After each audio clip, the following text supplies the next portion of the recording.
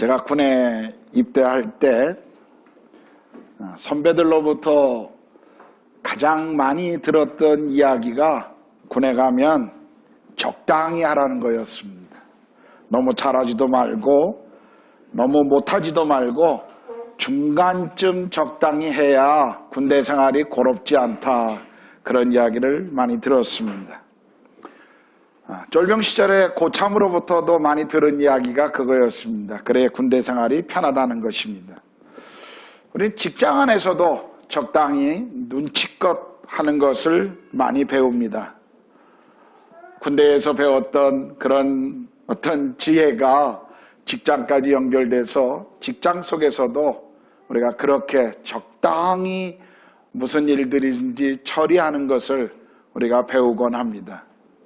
그러다 보니까 이런 주변의 분위기 때문인지 우리의 신앙생활도 좀 적당히 하라라고 말합니다. 그러나 우리가 기억하듯이 성경은 중간은 없다라고 우리에게 가르치십니다. 한 발은 하나님께, 한 발은 세상에 적당한 회색지대에 머물러 사는 것은 성경이 그것은 합당하지 않은 삶이라고 우리에게 가르치고 있습니다. 두 주인을 섬길 수 없다고 말씀하시면서 우리 삶에 늘 성경은 분명한 태도를 요구하고 있습니다. 오늘 우리가 읽은 본문을 보게 되면 자신의 인생 가운데 뜻을 정하고 분명한 태도를 보여주었던 다니엘과 그의 세 친구들의 이야기를 우리가 보게 됩니다.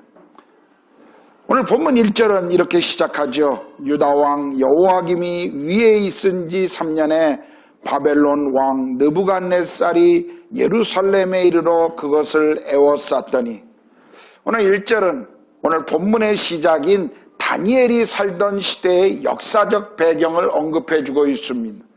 우리가 이 지도를 보게 되면 당시 애굽은 힘을 잃어가고 있고요. 새로운 신흥 세력이었던 이 아수르에 있던 이 지역에 있던 아수르도 힘을 잃어가고 신흥 세력인 바벨론이 일어나고 있었습니다. 그래서 바벨론이 아수르를 칠 때 애굽의 바로 느고라고 하는 이 왕이 아수르를 지원하기 위해서, 도와주기 위해서 가다가 묵깃도라고 하는 이 이스라엘을 지나가게 됩니다. 그때 유다의 왕이었던 요시야 왕이 이 애굽의 진로를 방해함으로 그 전쟁에서 죽게 됩니다. 그래서 이 전쟁에서 이겼던 애굽의 왕이었던 느고가 이스라엘의 왕을 여호야김이라고 하는 왕을 세우고, 그는 갈그미스라고 하는 지역에 가서 하란 근처에 바벨론과 함께 싸웁니다. 그래서 이 전투에서 바벨론이 이김으로 말미암아 이 근동의 패권을 신흥 세력인 바벨론이 장악하게 됩니다. 그 당시에 예루살렘에서는 바로 왕이었던 느고가, 애굽의 왕이었던 느고가 세웠던 여호야김 왕이 다스리고 있었는데, 한 3년쯤 바벨론 왕을 섬기다가 한 3년 정도 지나고 나서 이제 바벨론을 배반하게 됩니다. 이제 섬기던 것들을 스톱하게 되고, 이 일 때문에 바벨론의 느부갓네살 왕이 이스라엘을 공격하고 예루살렘의 사람들을 학살하게 됩니다. 그리고 예루살렘의 그 모든 물건들을 전리품으로 가져가면서 물건만 가져간 것이 아니라 왕족과 귀족들 중에 쓸만한 사람들을 전리품으로 다 잡아서 바벨론으로 끌고 갑니다. 느부갓네살은 예루살렘을 3번 공격하는데 이것이 1차 공격입니다. 그래서 1차 공격 때 잡혀간 포로 중에 다니엘과 그 세 친구, 오늘 본문에 나오는 친구들이 있습니다. 잡아간 이유를 이렇게 3절 4절은 이렇게 말하죠. 왕의 환관장 아스부나스에 말하여 이스라엘 자손 중에서 왕족과 귀족 몇 사람 곧 흠이 없고 용모가 아름다우며 모든 지혜를 통찰하며 지식에 통달하며 학문에 익숙하여 왕궁에 설만한 소년을 데려오게 하고, 무엇입니까? 한마디로 말하면 이 포로들 중에서 쓸만한 왕족과 귀족들 가운데 지혜가 출출한 사람들을 뽑아 바벨론의 궁중 장학생으로 지금 선발한 것입니다. 선발 기준이 굉장히 까다로웠습니다. 아무나 선발한 게 아닙니다. 왕족과 귀족 중에 그것도 또 인물도 출중해야 됩니다. 지혜도 남들보다 뛰어나야 합니다. 그런데 이들에게 주어진 특권이 무엇이었죠? 4절 5절을 보면 그들에게 갈대아 사람의 학문과 언어를 가르치게 하였고 또 왕이 지정하여 그들에게 왕의 음식과 그가 마시는 포도주에서 날마다 쓸 것을 주어 3년을 기르게 하였으니 그 후에 그들은 왕 앞에 서게 될 것이라. 이들은 지금 바벨론에 와서 궁중에서 3년 동안 바벨론의 언어를 배우게 했습니다. 1차적으로 어떤 인물들을 사용하려면 이 소통을 위해서 언어를 가르쳐야 하기 때문에 언어를 3년 동안 배우게 했습니다. 여러분, 이 당시에 세계의 중심은 바벨론이었습니다. 바벨론의 어떤 의미에서 이 젊은이들은 포로로 끌려갔지만 그러나 또 다른 의미에서 이들은 지금 궁중 장학생으로 풀 스칼럽식을 받아가면서 궁중에서 지금 공부하게 된 것입니다. 오늘날 많은 젊은이들이 미국에 가서 공부하기를 원하죠. 왜 미국에 가서 공부하기를 원합니까? 미국에 가보면 그들의 대학 안에 그 방대한 그 도서관들과 또 거기에 학문적인 깊이를 가진 학자들을 보게 되면 정말 미국 가서 공부하고 싶은 그런 마음들이 참 많이 들 때가 있습니다. 저도 신학을 공부할 때 그런 마음을 가졌던 적이 있었습니다. 지금 이들은 당시 세계 중심이었던 바벨론에 와서 그들의 학문을 배우는 것이었습니다. 젊은이들의 꿈이 아닙니까? 전 세계 가장 문화적이고 학문적 깊이가 있는 도시에서 공부하고 싶어 하는 것. 그런데 이것만이 아니라 지금 이 젊은이들에게 주어진 특권이 무엇이냐면 왕의 진미와 그리고 포도주가 매일같이 제공되는 것이었습니다. 아마 다니엘과 세 친구는 바벨론 궁에서 먹는 그 음식들을 바라보며 이스라엘에서 전혀 경험해보지 못했던 이 산의 진미들 앞에 아마 입이 떡 벌어졌을지도 모르겠습니다. 그리고 거기에서 끝난 것이 아니요, 3년 뒤에 이들 가운데 출중한 자들은 왕 앞에 서게 될 것이라는 것입니다. 무슨 말입니까? 지금 이 궁중 장학생으로 선발된 이들은 미래가 지금 보장되어 있는 것이었습니다. 3년 동안 갈대어를 배우고 그리고 바벨론의 학문을 다 배우고 난 다음에 왕 앞에 서게 되면 그들은 왕이 주어지는 특별한 직책을 누리고 살 수 있다는 것입니다. 제가 인도에 오니까 인도의 많은 이야기들 중에 하나가 IIT 그 대학을 들어가면 졸업하는 순간부터 평생을 먹고 산다, 그런 이야기를 인도의 많은 분들이 이야기하는 것을 들었습니다. 뭐 심지어는 MIT 떨어지면 IIT 떨어지면 MIT 간다, 뭐 그런 얘기를 인도 사람들이 참 많이 하는 것을 들었습니다. 왜 그들이 IIT를 가고 싶을까요? 그들의 보장된 미래 때문일 것입니다. 오늘 포로로 잡혀왔던 이 젊은이들에게 있어서는 지금 엄청난 특권과 특혜가 이 젊은이들 앞에 그대로 베풀어진 것이었습니다. 얼마나 놀라운 일입니까? 엘리트 중에 엘리트들이었고요, 장래가 보장된 화려한 인생이 지금 이 젊은이들 앞에 기다리고 있었습니다. 그런데 오늘 본문을 보면 이런 놀라운 기회에는 무서운 계략이 있었다는 것입니다. 그 유혹이 있었어요. 7절입니다. 7절을 보겠습니다. 7절에 보면 황관장이 그들의 이름을 고쳐 다니엘은 벨드사살이라고 하고 하냐나는 사드락이라고 하고 미사엘은 메삭이라고 하고 아사랴는 아베느꼬라 하였더라. 여기 지금 이름을 바꾸고 있습니다. 제가 설교 때 이름에 대한 의미가 나올 때마다 여러분에게 많이 강조했습니다만, 이스라엘 사람들에게 있어서 당시 또 중동의 문화 속에서 이름이라고 하는 것은 단순히 한 사람을 호칭하는 정도의 의미가 아닙니다. 이름은 그 사람의 정체성이요, 그 사람이 무엇을 추구하고 있는지를 보여주는 실존이었습니다. 그래서 성경에 보면 이름이 아주 중요한 것입니다. 지금 이들이 가지고 있는 다니엘과 세 친구의 이름은 이스라엘 백성들에게 이스라엘에서 붙여진 이름으로 하나님의 어떤 백성의 정체성을 드러내는 이름이었습니다. 그런데 바꿔진 이름들을 보면 다 그것은 바벨론의 정체성을 드러내는 이름이었습니다.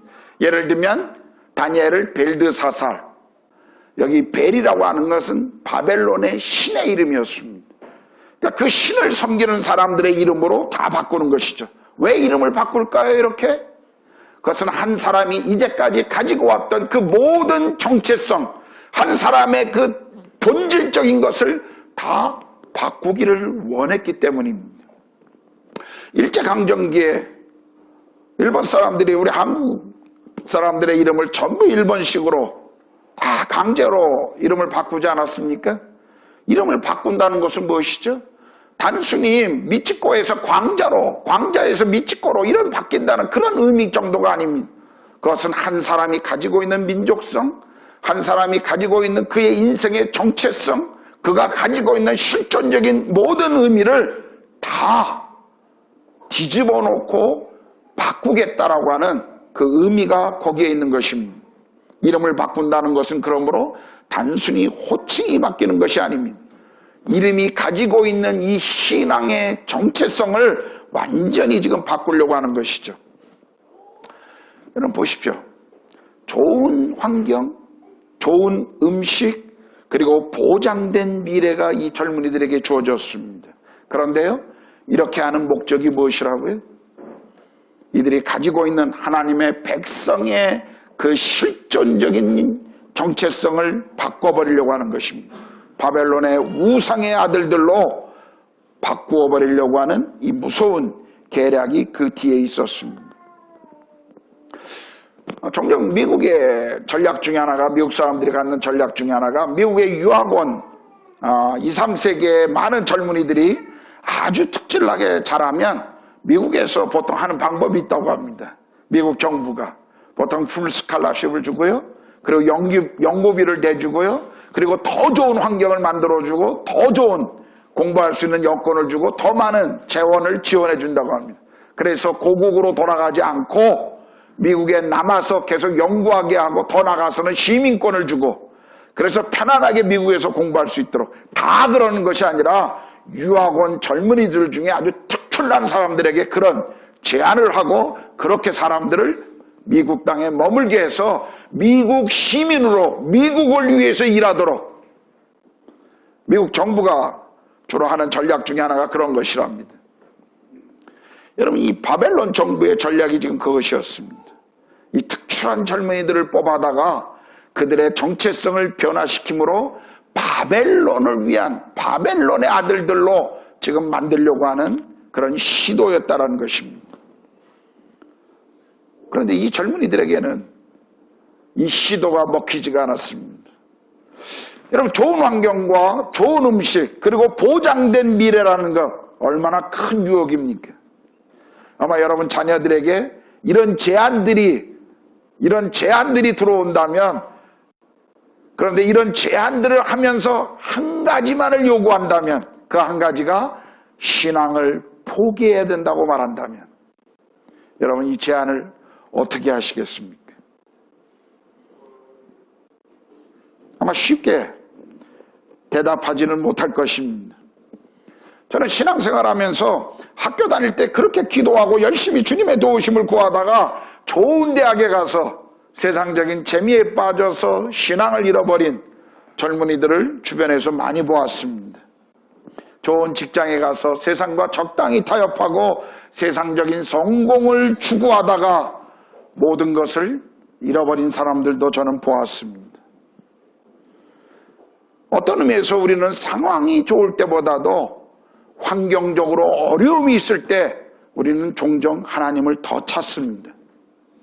힘들면 하나님을 찾지만 상황적으로 편해지면 하나님을 잊어버릴 때가 얼마나 많이 있습니까? 그런데 오늘 이 젊은이들에게는 달랐습니다. 상황과 환경이 그리고 그들의 인생에 주어진 보장이 자기들이 가지고 있었던 기대 이상의 것들을 가지고 있었음에도 불구하고 이 젊은이들이 잊어버리지 않았던 한 가지가 있었습니다. 8절입니다.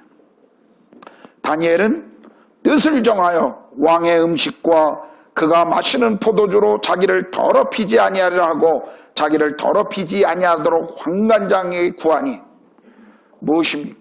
다니엘은 지금 뜻을 정했는데요, 그 뜻이 무엇이냐면 자기들이 오랫동안 가지고 하나님의 백성으로 가지고 있었던 그 신앙의 정체성을 지금 포기할 수 없다는 것입니다.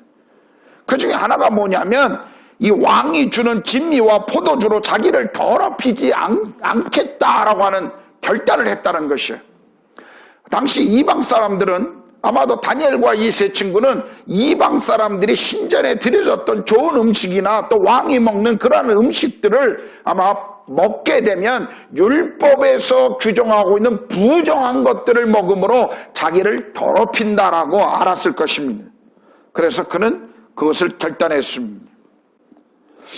여러분, 종종 좋은 환경 가운데 있다가 어려움이 찾아오면 사람들이 어떻게 생각하시죠? 어떻게 반응합니까? 왜 하나님은 좋은 것 주시다가 갑자기 또 이러시냐? 왜 이러시는가? 굉장히 슬퍼하고 자기 연민에 빠질 수도 있습니다. 또 어떤 이들은 살아남기 위해서, 좋은 환경을 계속 유지하기 위해서 적당히 타협하기도 하죠. 상황에 따라 대처해 나가려고도 합니다.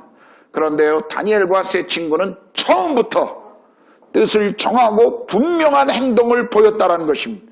그는 처음부터 하나님의 사람의 정체성이 무엇인가를 분명히 선언하고 그들은 그곳에서 시작했다는 것입니다.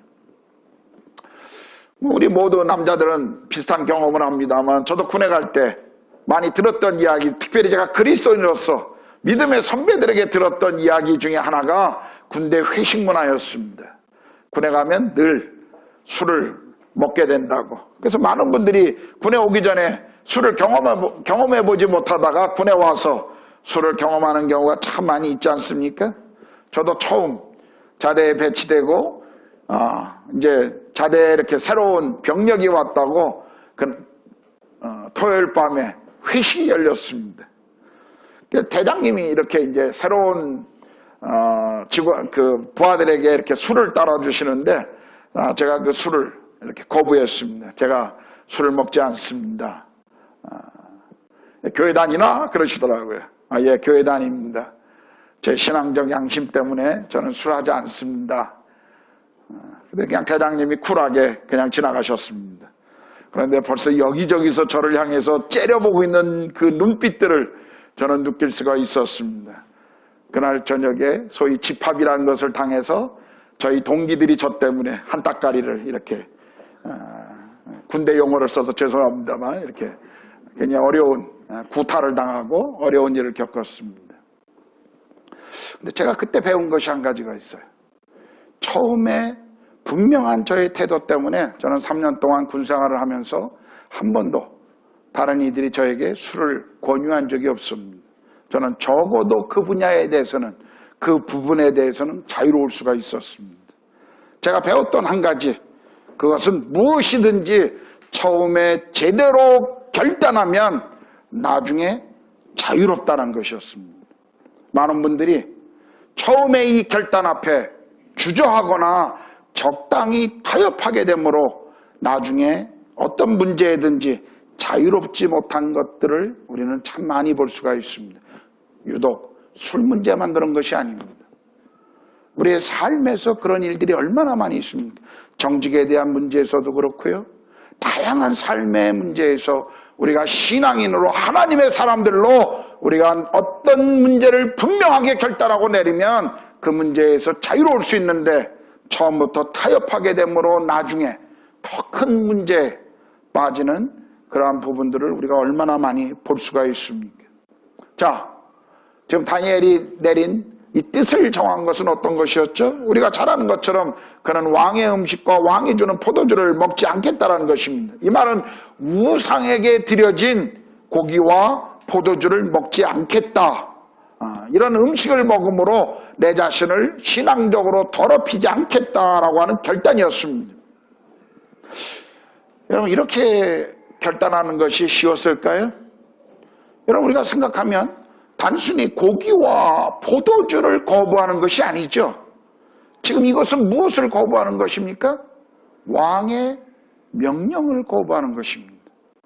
여러분, 이 거부의 결과가 무엇인지 다니엘과 세 친구는 몰랐을까요? 알고 있었을 것입니다. 만약 이 왕의 명령을 우리가 거부한다는 것이 왕에게 전달된다면 그들에게 보장된 좋은 환경, 좋은 미래를 다 잃어버릴 뿐만 아니라 그들의 생명도 아마 위험에 처할 수밖에 없었을 것입니다. 이건 단순히 먹고 싶은 음식을 거절하는 게 아니라 왕의 명령을 거부한다고 하는 아주 무서운 행동이었습니다. 궁중에서의 하고 싶었던 공부도 아마 더 이상 할 수가 없었을 것입니다. 포로로 잡혀왔기 때문에 다시 비참한 포로의 생활로 돌아가야만 했을 것입니다. 더 나아가서 목숨까지도 위태로웠을 것입니다. 그런데도요, 그는 뜻을 정합니다. 이 뜻을 정한 인생이 어떤 결과를 가져올 것인가를 알고 있으면서도 다니엘은 그렇게 뜻을 정했습니다. 그렇다면 왜 다니엘은 그리고 그의 세 친구는 이렇게 뜻을 정한 것일까요?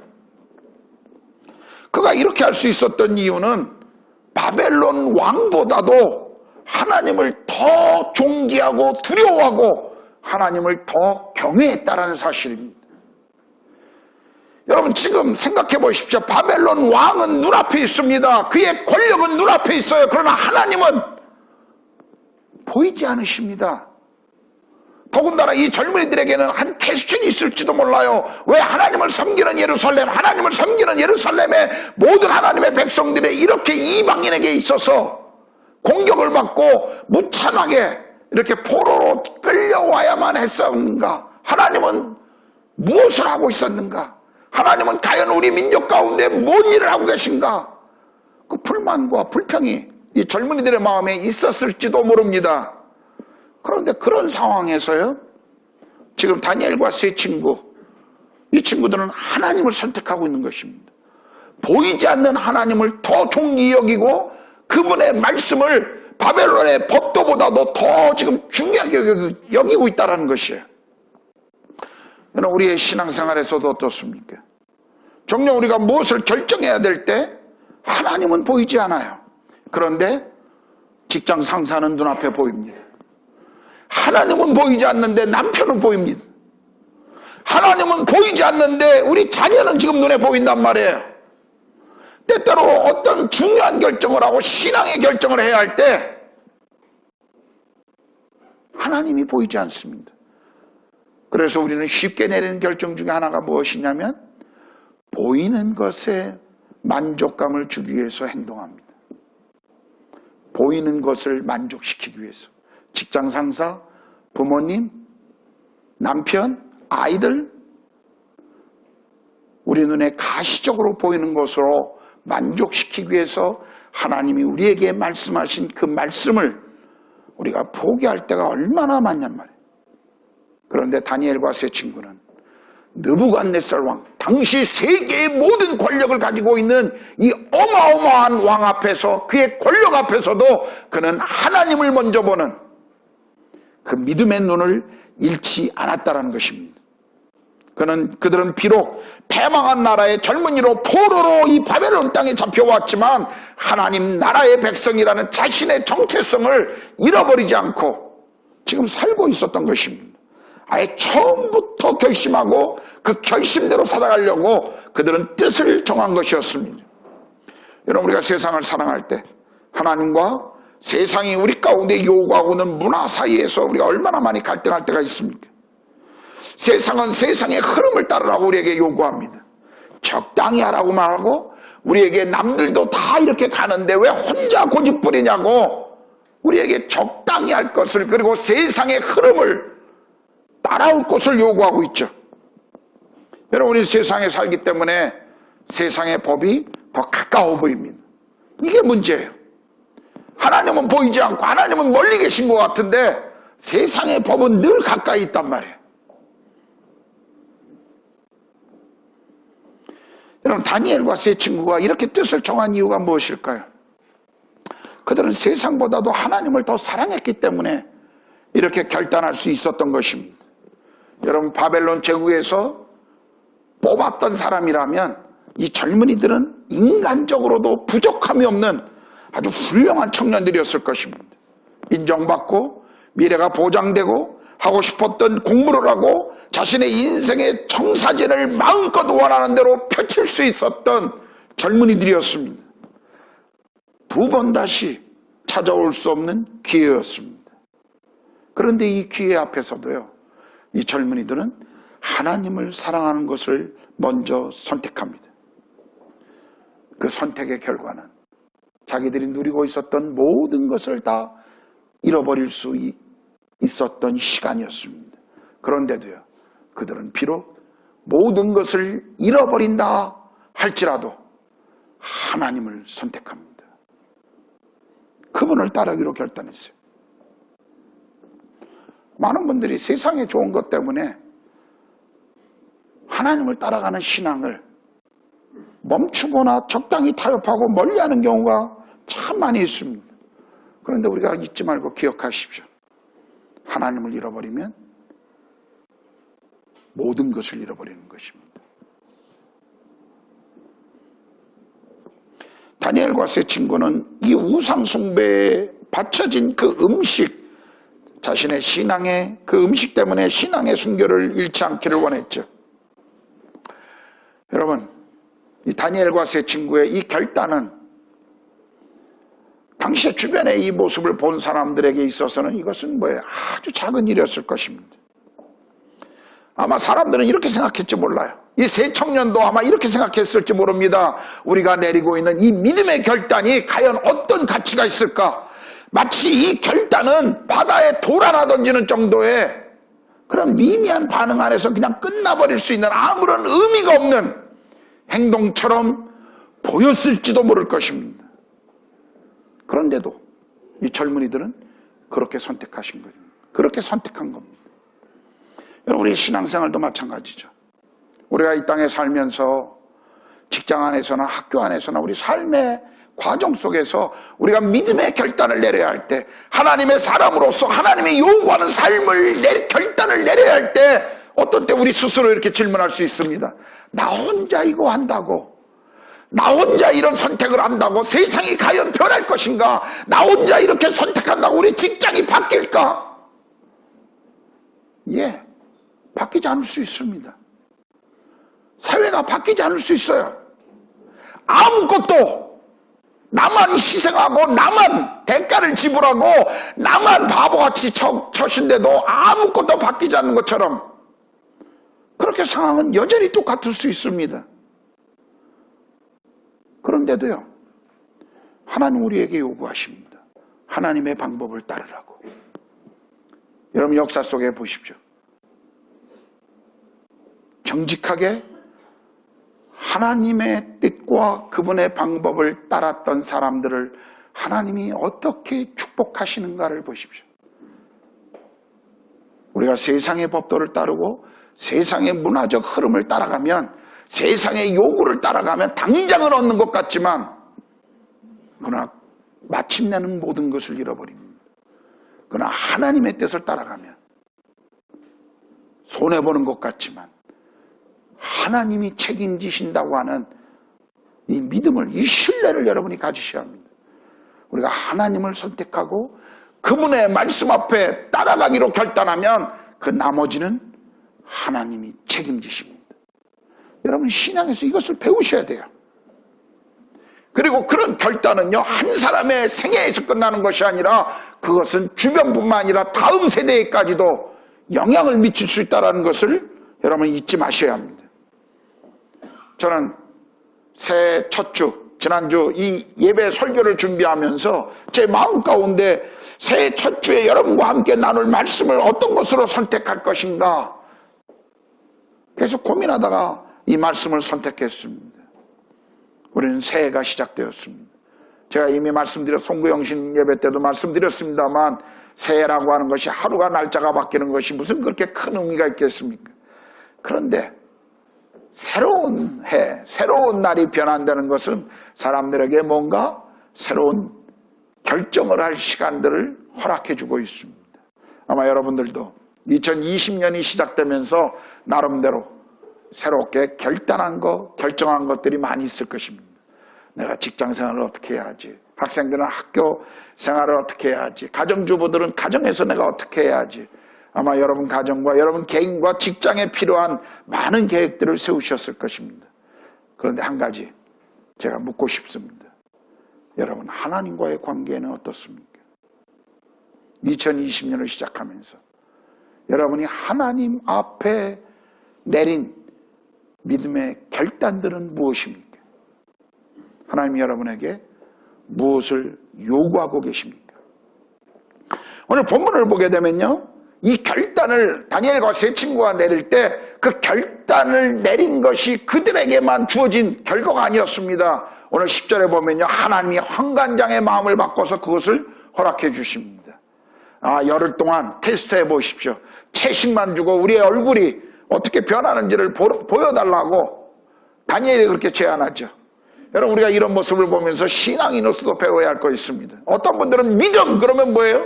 그냥 밀어붙이고 무대포적인 걸 늘 강조합니다. 예, 신앙의 믿음에는 그런 것도 필요합니다. 그러나 오늘 다니엘을 보십시오. 아주 건전하고 상식적인 제안을 하고 있습니다. 열흘 동안 테스트해 보시고 만약 우리의 얼굴이 고기를 먹은 이들보다 더 나빠지면 우리가 기꺼이 우리의 행동을 접겠습니다. 그러나 아주 건전하고 상식적인 제안을 했어요. 여러분, 신앙인들은 상식적인 사람들입니다. 하나님의 역사는 초자연적인 것들을, 비상식적인 것을 뛰어넘는 분이시지만 그러나 종종 우리의 삶에서 주님이 요구하시는 것은 지극히 상식적인 것이라는 것을 잊지 마십시오. 다른 사람과의 관계, 직장에서의 우리의 삶, 가정 안에서의 삶, 여러분, 우리는 그것은 지극히 상식적인 것입니다. 우리가 하나님을 믿는 사람들이라고 해서 늘 뭐예요? 허황된 비전과 그리고 이 땅에 발을 딛지 않은 하늘을 나르는 것 같은 비전, 그런 것만을 요구하는 것이 아닙니다. 하나님은 우리에게 정말 상식적인 삶을 요구하십니다. 먼저는 그게 먼저 필요해요. 지금 다니엘이 그렇게 제안하고 있잖아요. 그리고 결과가 무엇이었습니까? 하나님이 그 환관장의 마음을 바꾸셔서 허락하게 합니다. 그리고 열흘 뒤에 보니까 다니엘과 세 친구의 얼굴이 고기를 먹은 친구들보다 더 빛이 났습니다. 그래서 3년 동안 그들은 채식만 먹게 되고 느부갓네살을 왕 앞에 서게 되고, 그리고 다른 이들보다 하나님이 더 지혜를 허락하시는 그런 은혜를, 축복을 베푸셨다라는 것을 우리가 결론적으로 보고 있지 않습니까? 여러분, 하나님께 맡긴 사람들, 하나님이 책임지십니다. 하나님을 따라가면요, 하나님이 책임지셔요. 삶에서 우리가 이것을 배워야 합니다. 사람을 따라가는 것이 아니라, 시대의 조류를 따라가는 것이 아니라 하나님을 따라가기로 우리가 결정하시면 하나님이 그 나머지를 책임지신다는 사실입니다.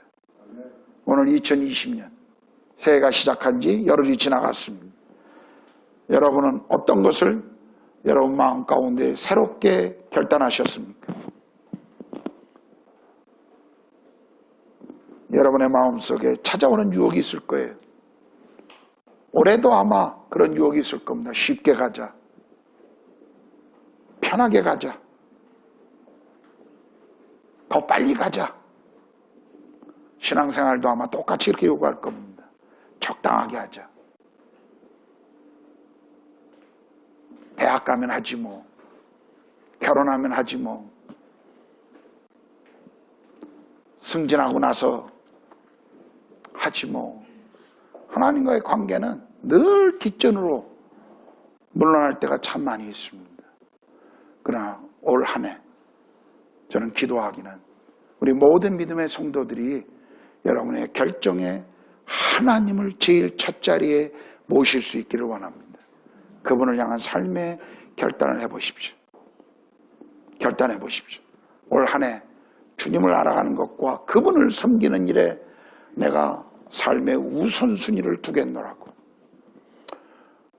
어떤 분은 큰 결정을 할 수 있고 어떤 분은 작은 결정을 할 수도 있어요. 뭐 어떤 분은 이렇게 말할 수 있습니다. 나는 올 한 해 성경을 1년에 1독하겠다.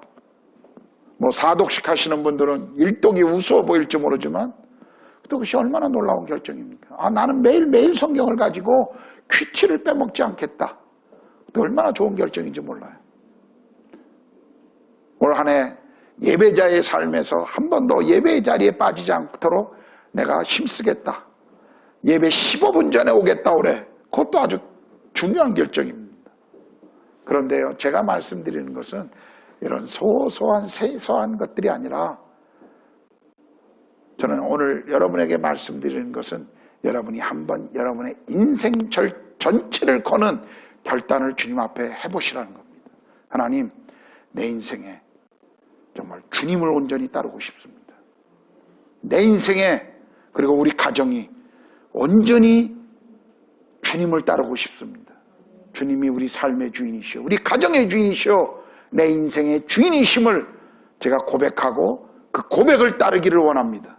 그 결단을 다시 한번 주님 앞에 드려보십시오. 기도하겠습니다.